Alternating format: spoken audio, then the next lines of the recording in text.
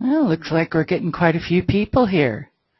I'd like to welcome everybody this morning. This is our weekly Keystroke live meeting, and today we're going to be talking about matrix.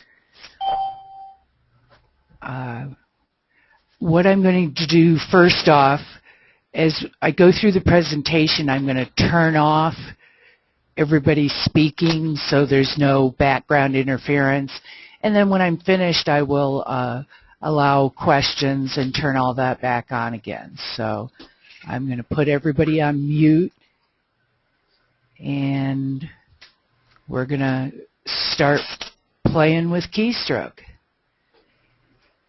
Today we're going to be talking about integrated inventory matrix. This is an extremely powerful tool that is included in the advanced POS. And again, I would like to thank everybody for being here. We're here every Wednesday, 10 o'clock Mountain Time, same place. The topics change every week, and once a month we have our president, Michael Gebb. So let's talk about matrix. As I mentioned, it is included with advanced POS. It works both in Sales Manager and in Purchase Manager. Basically, you get 96 million possible variations of just one stock number. We'll kind of get into what some of those variations are in a second. And you can have up to 4 categories per matrix table, and I'll explain a little bit more about that. And for a code for the table, a category, or the elements, you can have up to 4 characters to designate the table, designate a category, designate the element code. So it can be very, very powerful. It is basically matrix's inventory control for very similar items. Now here I'm going to be working with our tutor data, which primarily has clothing, where we can do size, color, style. To give an example, it could be used for, say, shoes, for size, width, maybe even color, something like that. We've even had it used in hardware stores for fasteners, like the diameter, the pitch, the finish, the length, like, you know, so it can be used, lots of different uses out there. I even know of a couple of users that use it because they have perishable items. They cook meals and sell them, and they use the matrix to keep track of when they need to pull items off the shelf and about how many items they need to find to pull so they don't have expired stock out there. So what we're going to do is look at Keystroke. And the way you access matrix in Keystroke version 7 is to go to Database Manager. And it's always accessed from the inventory database. And we're just going to start with a clothing item that we have here. It's a polo shirt. If you try to click on matrix for an item that does not have a matrix table assigned, you'll get a nasty note. So let me kind of show you how that works. Here's an item that doesn't have a matrix table. If I click on the matrix button, it's going to give you information. The table code must be filled out. One thing I want to show you before you get started with matrix, you will or may need to enable it in Configuration Manager. That is under the Settings menu and Databases. There's a parameter right over here to enable matrixing. Then it's also a good idea to take a look at your matrix parameters. There's a display mode that you can choose. It can be a grid or basically a box with some items or the elements of a category up at the top, and then another category and elements down the side. You can see it in side-by-side lists or in cascading lists. For today, we're just going to use a grid. But if you have the grid's great for 2 category matrix items. The side-by-side list or cascading list may be easier for those that have 3 or 4 different categories. The other thing that's important here is your code separator. By default, Keystroke has that as a period, but you want to use a character that you're not going to have in any other product code or any other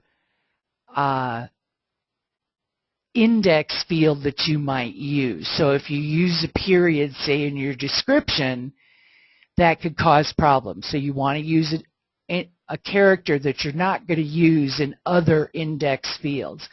And to choose various characters, when you're in that field, you can just hit F2, and you can choose any of the printable ASCII characters in this list.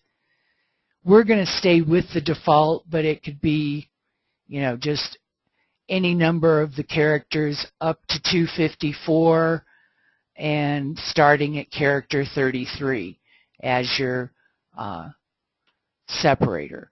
And then you can choose your various modes of how you want to enter your matrix items in sales, and in purchases, and in variance. See here in sales we have single item mode, but purchasing we have multiple items, and I'll show you how that works in just a second. So we're just going to save all of these settings. We're going to go back to Database Manager, bring up an item that does have a matrix. To choose a matrix table, as I mentioned, that's the first thing you want to do. You can hit F2 when you're in that field, and it'll show you all the available matrix tables. And to look at a matrix table, you can just hit Enter on it. I'm sorry. You need to hit F3 or Edit to see the table. This is a size color matrix where you have a category for size and a category for color.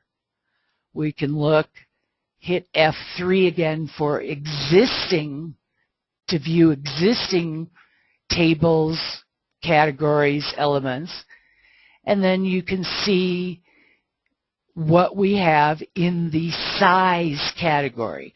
We're using S for small, M for medium, L for large, X for extra large, Y for XX, etc. Now, if you want to add another one here, you can hit F2, and we can go, let's make it E for X small. So that's going to be even smaller than what we have. And then you can save it. Now you can change how many codes or how many characters are in, that cover your element code. But if I change this, say, to 4, you can then choose to pad it with numbers for the existing item, or it won't allow you to do it if you're adding new ones. If you have a code length of 4 or an element code length of 4, it won't allow you to put one character in the code. We're not going to do this here, but I'll show you how it works when we add a new table. We're just going to cancel this. We don't want to leave this extra small in here. We're not going to make the changes. We're going to have the same thing here for color. If you hit F3, we have all kinds of colors. Maybe we want to add another one. Let's do, let's see, what color haven't we? Let's do royal or something like that, and we'll make that a, don't think we have a Y here. We're going to make that royal. We're going to add it. Notice wherever you add this, whatever is highlighted on the list when you add an element or a category, element to your category, it's going to go right above that. Now if I save this, then you're going to have all, you're going to then see that we now have royal. And we're going to save it. When you totally save it all the way through, the great thing Keystroke does is it gives you a little report of what changes you have made prior to saving. So you notice here, you know, we deleted and added something here, and then we have added royal. You can, when you close this, it's going to ask you, do you want to proceed with saving and applying the changes? And you say yes. So that's how you attach a matrix table to an item.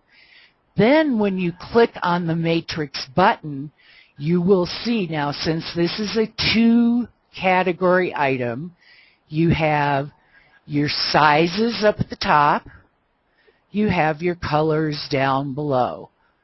And you can see what you have as far as quantity for your various items. All the items in this list that have the dashes in them means they've never been initialized, which is pretty much you've never sold them, you've never purchased them. It will total everything up per size down at the bottom, per color over here, and then we'll give you a grand total of what you have for this specific polo shirt. So let's add a new item. So we are going to add, let's say, some screws.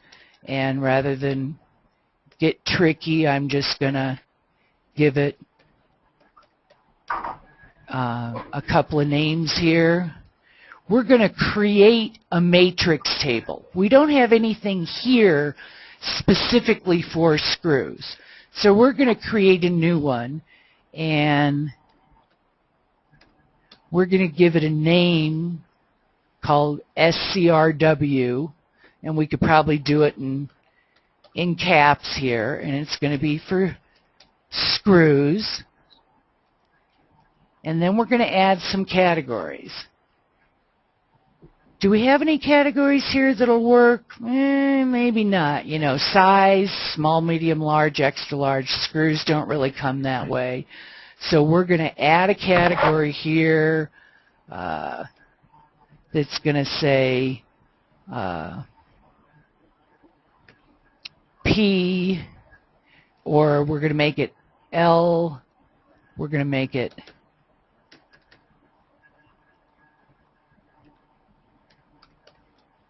length, and we're going to change our element length to 4. Then we can put in 100, and this is going to be 1 inch. Then we're going to put in 1250, and this is going to be 1 1/4 inch, and we could put another one, 1500, which is 1 1/2 inch, etc. So we've got screws of that length, and we're going to put that in here. The next category may be something like pitch. So we're going to add pitch. Again, we're going to have 4 characters for our elements. We're going to have a pitch of 8, or maybe what we'll do is we'll do our pitch in 2, and we're going to have 08, which is 8 threads per inch. Then we're going to put in another one that's 10 threads per inch, and we can go on down the line. And then we choose the pitch. Okay, then we're going to have another element or another code, and we're going to name that finish. And then down here, we're going to change this one to 4, F2, and we're going to have, and this is going to be a chrome finish. We're going to have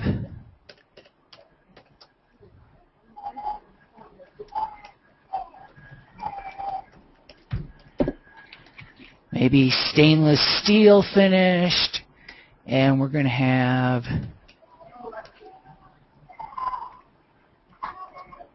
maybe a galvanized finish. And I think that's probably good enough for our screws. We're going to save this. Then we're going to save the matrix table. It's going to tell you everything that you've done, all the stuff that you've added.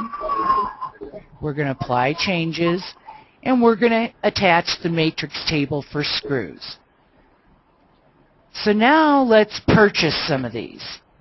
Let's go to Purchase Manager. Let's see if we can choose some kind of vendor. And we're going to choose to purchase our screws. Okay, let's see. We're going to do 1 inch that are chrome. We're going to get 5 of those, and we're going to get 5 of those. And then we're going to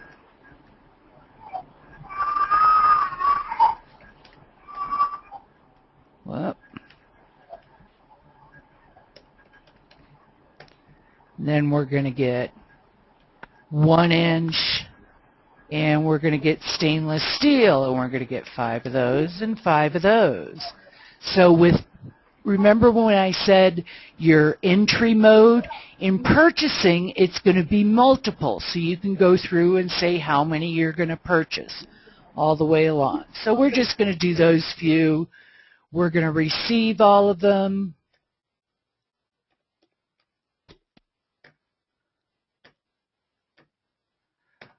And save it. So now when you go back to Database Manager, when you look at the item, and we just purchased 1 inch, but you can see that we have the 5 chrome and the 5 stainless steel. So if we go sell them,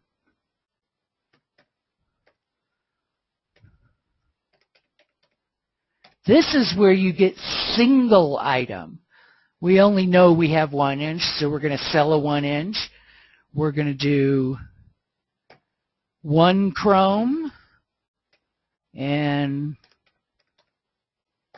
we're going to do a 1 inch, and we're going to do a stainless steel. And you can see, depending on your detail box, right down below you can see what this screw is. This is a 1 inch, 10 threads per inch in stainless steel. The one above it is 1 inch, 10 threads per inch in chrome. We can Save it. Whoop. Might have helped if I would have added a price to that. So let's go change that. Let's go to Purchase Manager. We know we've already received the items, but we didn't have the price in there. So let's go back up. We're going to say our price is, say, 5 cents.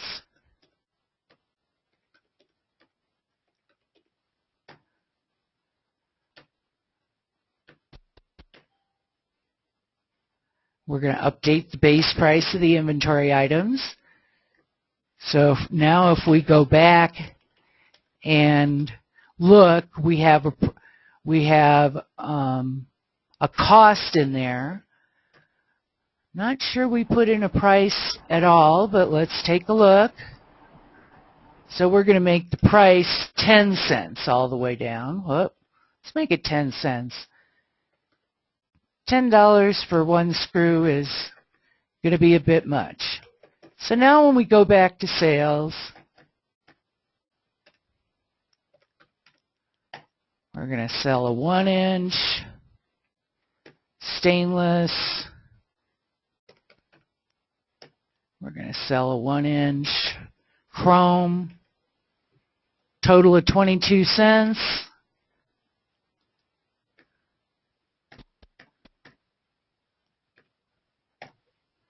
And there we go. Okay, I'm going to unmute everybody. Let's go back to our slideshow. And does anybody have any questions on the matrix?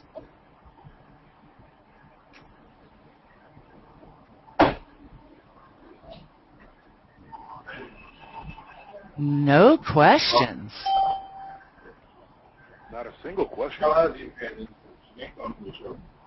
I'm having a hard time hearing you. Ethan's connecting all the way from Nigeria, so we're having trouble hearing him. Ethan, can you speak up a little bit? This is Nick. Yeah. Can you hear me? Can you hear me? Yeah, but difficulty hearing you. Speak up. Yeah, my internet connection is very slow. That's one of the problems I keep on having. Very slow internet connection, and that's why I've not been, logging in at some time.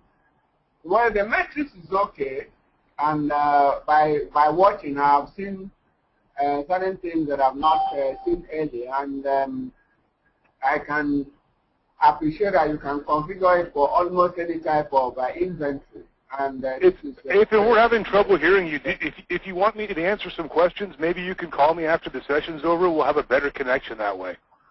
Okay. It's very difficult to understand all the words. No. I can understand. What I'm saying is that there are certain things I've seen here now that I've not seen before, and that I appreciate it because that means you can customize almost any type of inventory to suit your purpose, like we're doing for screws and nuts and things like that. Yes, not just for clothing, for anything that's similar. Exactly, yes. You can use this. Is great, and that is very good. Glad to hear it. Ethan. Yeah, the only challenge I actually have is on the this barcode printing. I've really been having challenges there. I can't understand that, Ethan. We're not understanding that. Yeah, what I'm saying is the only thing I have problem about is the barcode generating, barcode printing. But I know that is not the topic for today. Oh, you're talking about if you had your database set up a different way and then going to Matrix without having it before? No, I don't have any problem with the Matrix. I can actually configure it to run with Matrix. But what I'm saying is the only problem we're having is in generating the barcodes. The barcodes. The back what? Barcode. Barcode printing. Oh, the barcode. Barcode printing. Okay. Yes, yeah, you that's can. only the problem I'm having. Well, let me show you that really quickly here, Ethan. When you print barcodes for matrix, it's in a little bit different place. You just don't go under price, you go under matrix.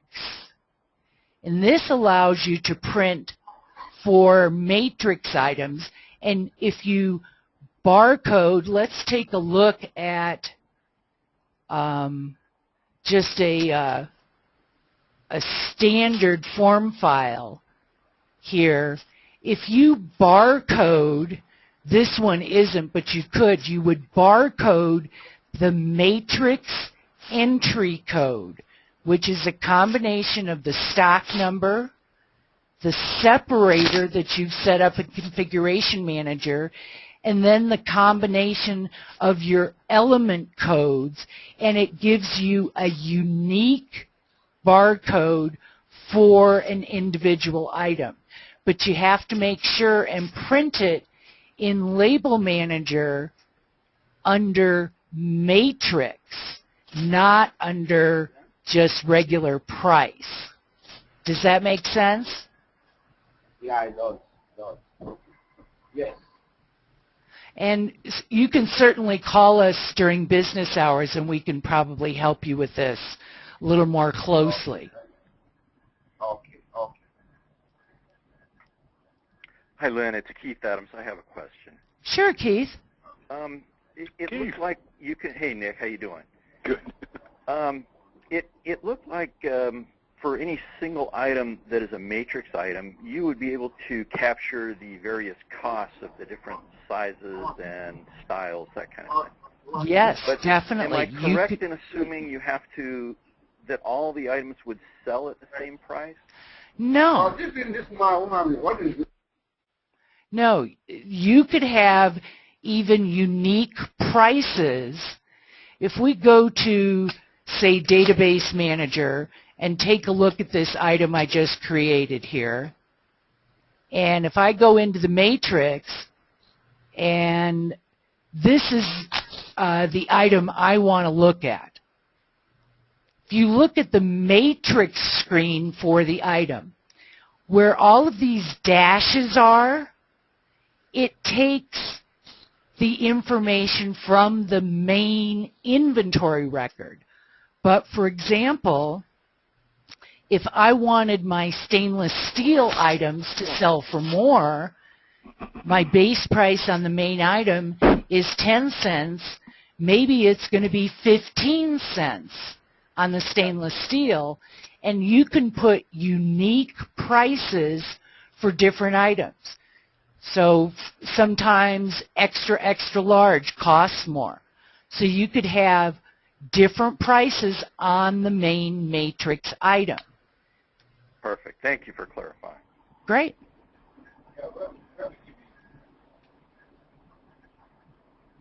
Any other questions?